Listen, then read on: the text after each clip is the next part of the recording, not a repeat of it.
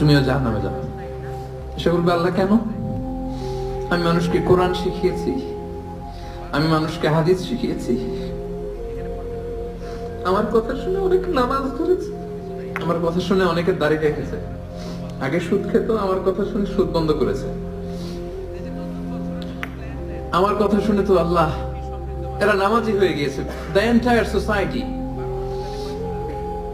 সুদ বন্ধ করেছে, নামাজ ধরেছে, তারা ফরজ যাকাত দিত, আল্লাহ আমি কেন জাহান্নামে যাব? আল্লাহ বলবেন, তুমি এই দাওয়াতি কাজ করেছো, লোকজন তোমাকে বড় আলেম বলবে, লোকজন তোমাকে বড় সেলিব্রিটি বলবে, লোকজন তোমার নামে তাকবীর দিবে, তোমাকে বড় আলেম বলবে, বড় দাঈ বলবে। এটা তো বলা হতো তোমাকে দুনিয়াতে, আল্লামা বলে ডাকা হতো তোমাকে, বাহরুল উলুম বলা হতো তোমাকে, জ্ঞানের সাগর, অনেক বড় দাঈ,